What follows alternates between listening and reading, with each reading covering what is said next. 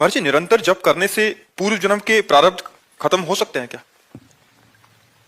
नहीं, भगवत प्राप्ति हो जाएगी तो प्रारब्ध भोगना पड़ेगा। प्रारब्ध बहुत वज्र की लीक होता है।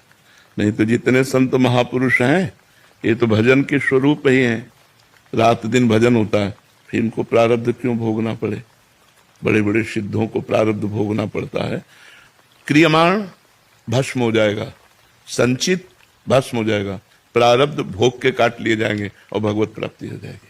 प्रारब्ध बहुत सुदृढ़ होता है, इसलिए कहा जाता है कर्म होश से करो।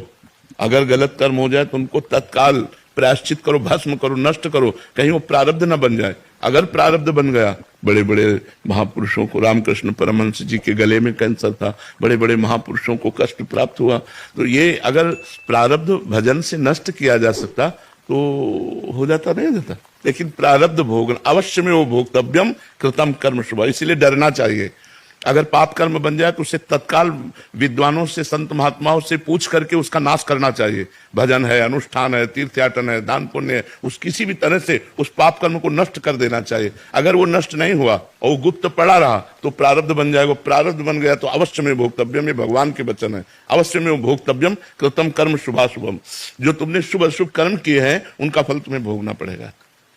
अगर प्रारब्ध मिटाया जाता तो श्रवण कुमार के वध का जो शाप मिला था दशरथ जी को कि जैसे मैं पुत्र वियोग में प्राण त्याग रहा हूं ऐसे तुम पुत्र वियोग में प्राण त्यागोगे, मिटा दिया जाता।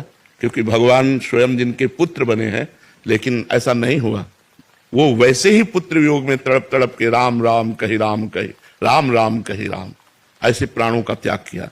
यदि उनके पुत्र कोई संसारी होते तो दुर्गति हो जाती, पर पुत्र सच्चिदानंद भगवान राम तो क्या कहना, सदगति हो गई। राम राम कह करके भगवान का चिंतन करके प्राण त्याग रहे हैं। लेकिन कितना बलवान कर्म है कि अगर श्रवण कुमार का वध अनजाने में बन गया और उनके माता पिता ने कहा जैसे मैं तड़प कर पुत्र वियोग में प्राण त्याग रहा हूं ऐसे तुम भी त्यागोगे, तो ऐसे ही उनको त्यागना पड़ा।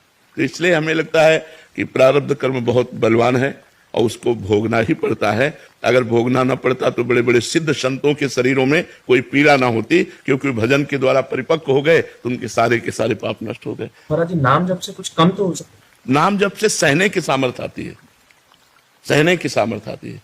वो व्यथित नहीं होगा, वो व्याकुल नहीं होगा, वो परेशान नहीं होगा, हर कष्ट को सह सकता है भगवान के भजन से इतना, और आनंद बना रहेगा, कष्ट में आनंद बना रहेगा।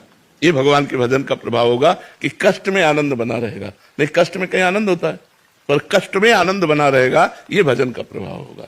वो कष्ट उसे आनंद प्रदान करेगा।